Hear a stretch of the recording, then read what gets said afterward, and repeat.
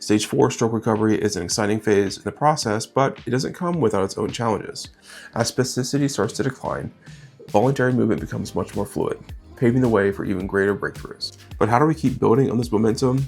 In this video, we're going to be going through the goals and evidence-based interventions for stage 4 of stroke recovery.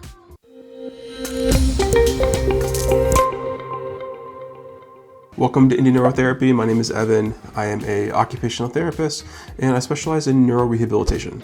And this channel is all about helping stroke survivors continue their recoveries at home.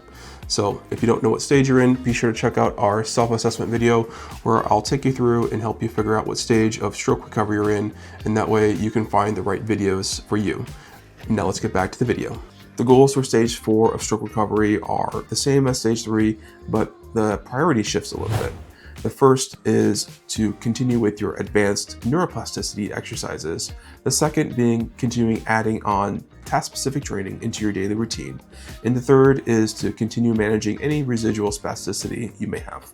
Neuroplasticity is your brain's remarkable ability to rewire to regain lost functions. And in stage 4, it's more active than ever. The following interventions are considered evidence-based interventions for stage 4 of stroke recovery, and they'll help stimulate neuroplasticity, helping to regain motor control and strength in your affected limbs. First up is electrical stimulation, and there are two different types of electrical stimulation that we may consider using.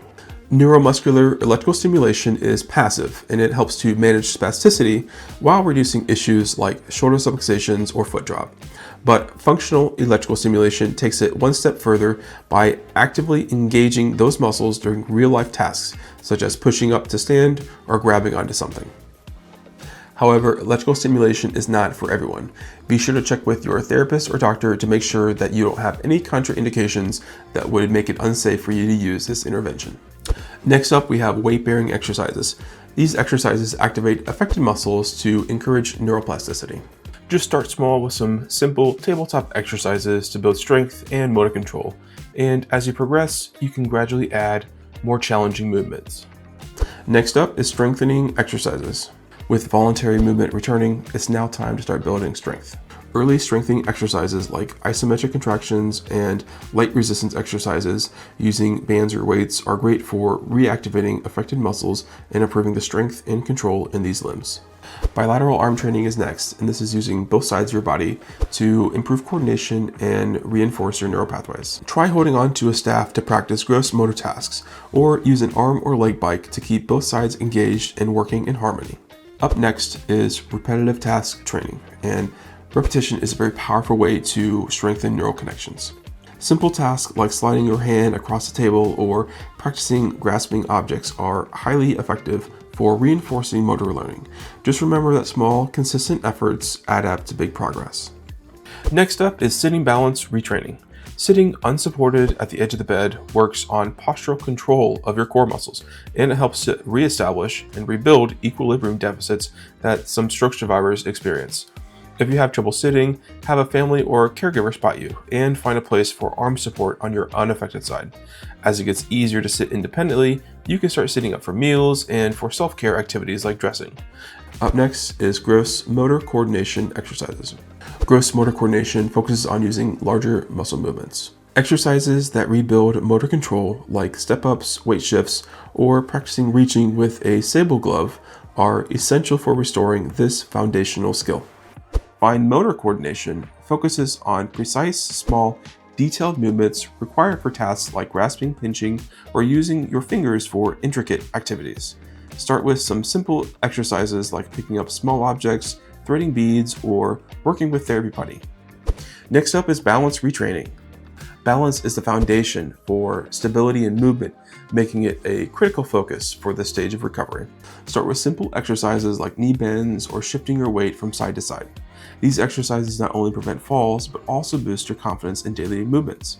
Just be sure to have someone spot you if you are unsteady on your feet, or use a counter for support. Yoga and Tai Chi are gentle, flowing movements and stretches that help reduce spasticity, enhance coordination, and improve postural control. If balance is a concern, modify your movements to suit your abilities, or get a spotter like we talked about before. Aerobic exercise. Aerobic activities like brisk walking or stationary cycling boost cardiovascular fitness and support brain health. It can also help manage spasticity and even encourage neuroplasticity. You can start small with just a few minutes a day and gradually build up intensity as your endurance improves. Virtual reality offers a safe, interactive way to practice movements while stimulating neuroplasticity. It boosts coordination, provides instant feedback, and keeps the therapy engaging and effective. Sensory retraining involves helping your brain reconnect with the sensations of your limbs, and this will help improve the use of those limbs. It involves some simple activities like feeling different textures or temperatures, and it can even involve sensory electrical stimulation, which helps to reawaken those sensory pathways. Mirror therapy is up next, and this involves using a mirror to reflect your unaffected limb. This creates the illusion that both limbs are moving normally, and this is just another intervention to stimulate neuroplasticity even if no movement is possible. And now that we've laid the foundation for your recovery, the next step is task-specific training. All this is using your affected limb in everyday life tasks. In stage 4 stroke recovery, you might look at things like grasping and releasing objects, climbing a flight of stairs, or even just practicing your sit-to-stand transfers. These tasks may seem basic, but the key is how you do them. We want to focus on intentional movements and proper form. Just remember that every repetition you do brings you closer to more controlled and smoother movements with that task. Task-specific training is more than just movement. It's about using your affected limbs in meaningful, everyday tasks. This repetitive and purposeful practice taps into your brain's natural ability to adapt and rewire itself, creating stronger neural connections. With consistent effort, even small changes in your daily routine can lead to big impacts in your recovery. In stage 4, spasticity may be on the decline, but don't let your guard down just yet. It can still hold you back if not managed properly. So continue with the following spasticity managing interventions that you've been doing in stage 2 and 3. Hand orthotics passively position your wrist, hand, and fingers in a safe position that prevents contractures and stretches really tight hands. Be sure to ask your therapist or doctor if a hand orthotic is right for you in managing your spasticity.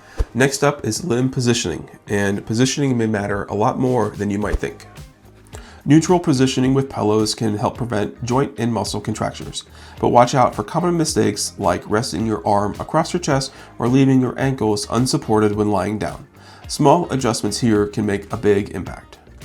Stretching is another key piece. It helps to elongate stiff muscle tissue and prevents against contractures from forming.